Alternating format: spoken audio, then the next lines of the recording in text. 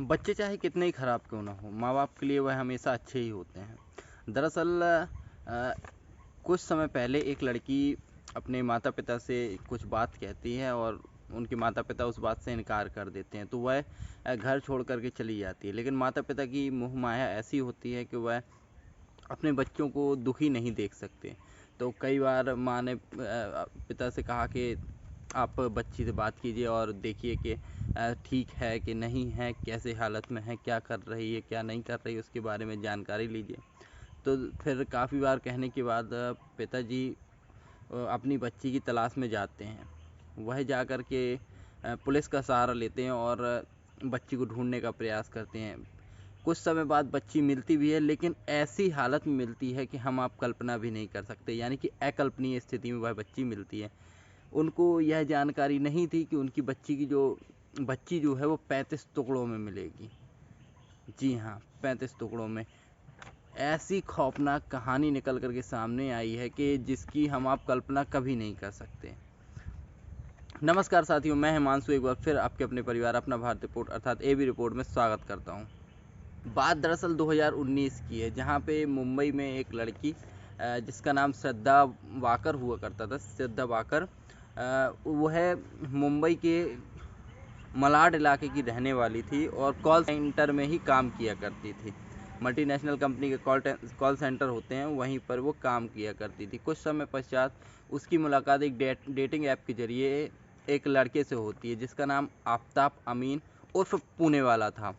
उससे बात होती है, बातचीत होती है, दोस्ती होती है। दोस्ती होते होते कब प्यार में बदल जाती है कुछ पता नहीं चलता।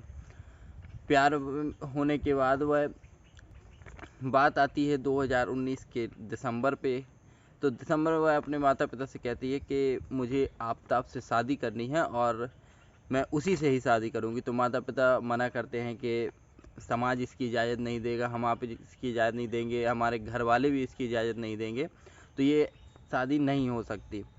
तो उस समय श्रद्धा वाकर कहती है कि मैं 25 साल की हो गई हूँ और मैं अपने फैसले खुद लेने में सक्षम हूँ, तो मैं अपने फैसले खुद लेती हूँ। इतना कह कर के वह घर से चली जाती है और घर से जाती है आफ्ताब के साथ। कुछ दिन तक वह मुंबई में ही रहते हैं, मलाड इलाके में ही निकल कर के थोड़ा सा आगे रहते हैं।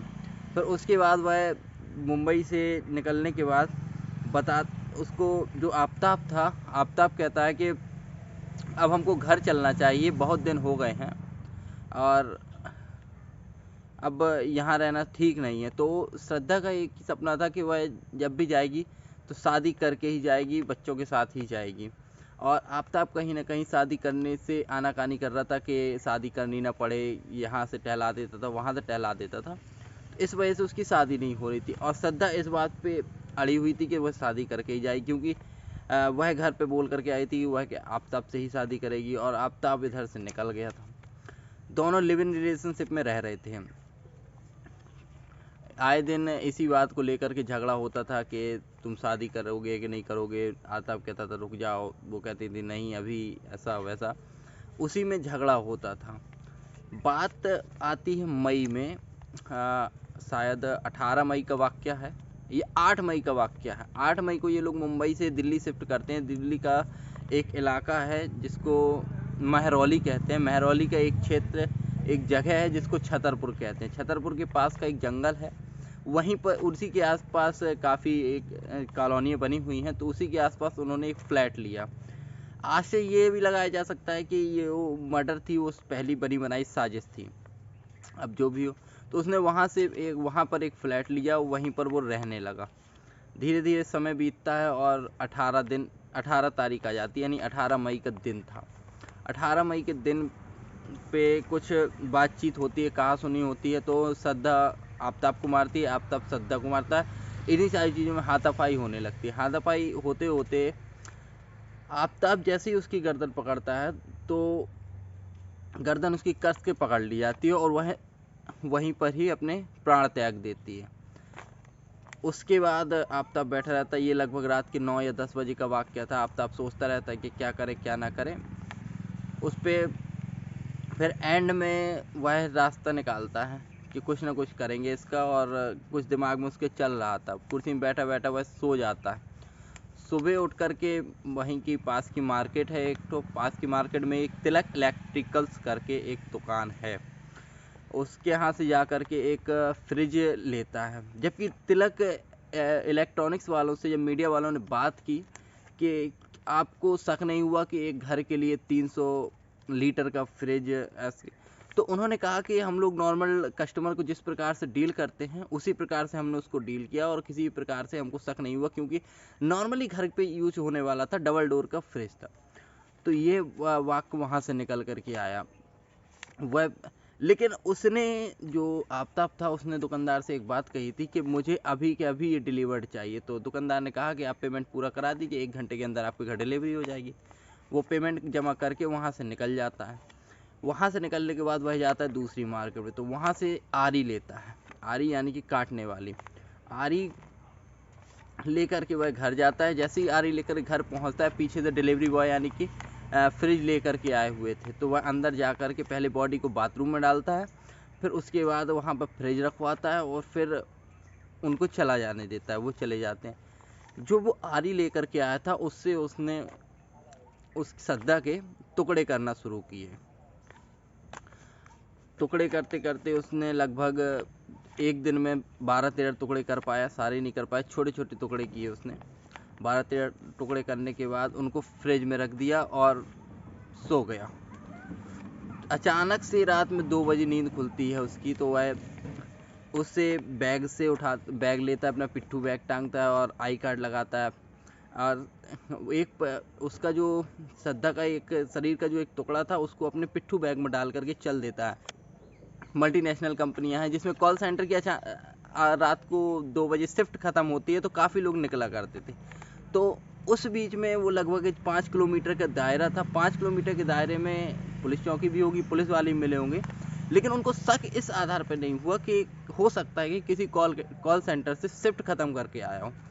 वहाँ से वह जंगल के रास्ते चला जाता है और वहाँ पर कुछ देर बैठ करके देखता है कि कोई इधर उधर तो नहीं है, और उसको निकाल करके फेंक देता है।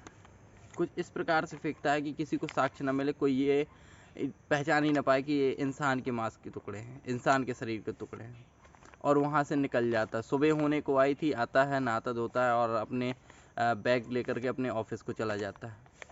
ऑफिस को फिर वही शाम को आता है, शाम को फिर वही रूटीन शुरू, 6:30 बजे आता है, फिर वही काटापीटी शुरू करके रात में 10 बजे करीब जोमेटो में ऑर्डर करता है, खाने वाला खाना लेकर के आता है और खाना खाता है, फिर सो जाता है। फिर अचानक से रात में 2 बजे फिर वैसे ही करता है, लेकिन इस बार वह अलग अलग क्षेत्र में, जो उसके आसपास मेहरौली का जो जंगल था उसके अलग अलग क्षेत्र में जाता है, ताकि एक जगह साक्ष्य ना मिल सके। वो अलग अलग जंगल में जा करके उनको फेंकता है। वहाँ से निकल करके लगातार ये काम उसने 2 महीने तक किया।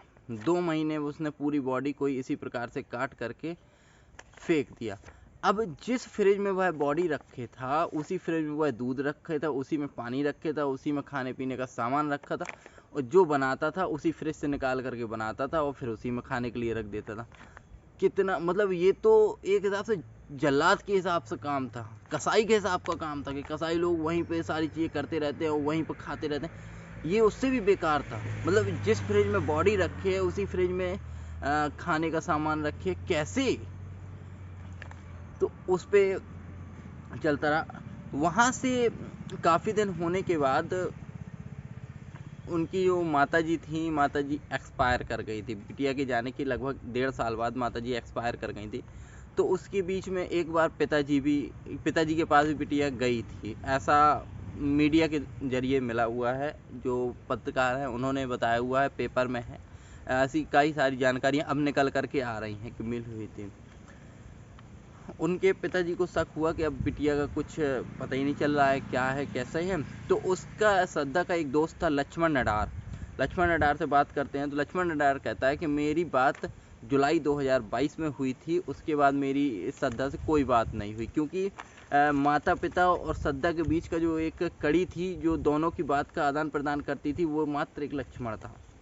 तो उससे बात करने के बाद तो पिताजी उनके चले जाते हैं मेहरौली थाने में, और जाकर के पुलिस के पास रिपोर्ट लिखाते हैं कि हमारी बेटी गायब हो गई है, उसका अपहरण हुआ है, उसके साथ कुछ अनैतिक गतिविधि हुई है जिसके कारण हमारी बेटी गायब हो गई है।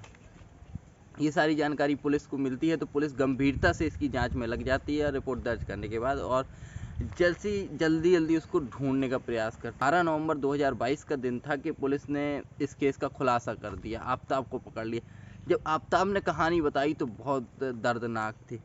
जब मीडिया बंधु लोगों के पास गए, उस कॉलोनी में जो लोग रहते थे उनके पास पहुंचे, तो उन्होंने कहा कि हमको इस प्रकार की कोई गतिविधि नहीं समझ में आई कि यहाँ पे कुछ आपराधिक घटना हो रही है या क्या हो रहा है, क्योंकि नॉर्मल लड़का था, यहाँ पर आता था और सुबह चला जाता था और शाम को आता था, खाता पीता था, सो जाता था, फिर सुबह चला जाता था। यही चीज़ उसका रोटेशन में चल रहा था। एक दो बार 2 बजे रात में एक आध लोगों ने जाते हुए देखा, तो उन्होंने भी यही सोचा कि 2 बज रहा है, हो सकता है कॉल सेंटर की शिफ्ट होगी तो अपनी ड्यूटी पर जा रहा है। तो लोगों ने ज़्यादा इंटरफेयर नहीं किया। 2 बजे जाता था, 4:30 बजे आ जाता था, फिर पता नहीं आने का किसी को पता नहीं, आते हुए किसी ने नहीं देखा। जाते हुए 1-2 बार कुछ लोगों ने देखा, जो लोगों ने पत्रकार बंधुओं से बताया, वही हम आपसे बता रहे हैं। उसके बाद आफताब ने कुछ चीज़ खोली कि कई जंगल, तो फिर पुलिस ने आफताब को लेकर के ही सारे जंगलों को ढूंढवाया है। आज तारीख है 15 नवंबर और ये जांच आज चल रही है। अब ढूंढते हैं, पुलिस वाले ढूंढ रहे हैं। सुबह तक जानकारी यह थी कि 10 टुकड़े ढूंढ लिए गए हैं, लेकिन अभी उसका कुछ साक्ष्य प्रमाण नहीं है कि पता नहीं क्या है, लेकिन ऐसा बताया गया है कि 10 पार्ट्स जो उसके ढूंढ लिए गए हैं। खून से लदे हुए कपड़े भी ढूंढ लिए गए हैं, ऐसा कुछ है। माता जी का एक्सपायर हो गया था, पिताजी को सोचने के लिए रह गए कि आज शादी करा देते तो ऐसा नहीं होता। लेकिन वास्तविकता ये थी कि आफताब जो था वो कई लड़कियों से और संपर्क में था, और कहीं ना कहीं वह श्रद्धा से अब ऊब चुका था। तो वह शादी करने के लिए रोज रोज बहाने मारता था कि आज नहीं कल, आज नहीं कल। तो वो कहीं ना कहीं उसे ऊब चुका था, और कई सारी लड़कियों के साथ उसके अनैतिक संबंध थे, यह भी सामने निकल करके आ रहा। अब जैसी जानकारी हमको मिलती है हम आपके साथ साझा करेंगे। इस कहानी को सुनाने का हमारा मकसद किसी प्रकार से किसी को डराना नहीं है, किसी को परेशान करना नहीं है। हमारा मकसद सीधा सा है कि सावधान रहिए, सचेत रहिए, और कहीं ना कहीं इस वारदात से जो प्यार मोहब्बत वाले कुछ शब्द होते हैं कि लोगों को अट्रैक्शन होती है, लोग पसंद करने लगते हैं, उनसे डर लगता है। अब ये मामला एक लौता नहीं है। अभी बिहार, झारखंड में शाहरुख ने अंकिता को पेट्रोल डाल के जला दिया था। निर्भया हत्याकांड, ये भी ऐसी क्रूरता भरा था। और भी कई ऐसे कांड है जिसमें मार करके फ्री है। तो हमारा सिर्फ एक मकसद रहता है कि कहीं भी इस प्रकार की कुछ गतिविधि आपको शंका भी दे तो आप पुलिस को इन्फॉर्म करें। पुलिस अपने हिसाब से जांच पड़ताल करके उसको ख़त्म कर देगी। हालांकि आपके ऊपर कोई आँच नहीं आएगी, क्योंकि आपने शंका के आधार पर पुलिस को बताया है। तो इतना ज़रूर करें और कहीं ना कहीं इस प्रकार की गतिविधि होने से रोकें। थोड़ी सी बात कम करें, लड़ाइयों से दूर रहें, झगड़ा नहीं करें, क्योंकि छोटी छोटी बातें कभी कभी इतना बड़ा रूप ले लेती हैं, पता नहीं चलता। अब पता नहीं आफताब का ये प्लान था कि क्या था, हालांकि इसके बारे में कुछ खुलासे नहीं हुए हैं। हम आपको जैसे ही, अब आज के बाद कल जैसे ही नई नई सूचना निकल करके आती है, हम आपको उससे रूबरू कराते रहेंगे। अगर चैनल पर नए हैं तो सब्सक्राइब जरूर कर लीजिएगा और कमेंट लाइक जरूर करके जाइएगा। मिलते हैं हम आपसे नेक्स्ट वीडियो में, तब तक के लिए जय हिंद।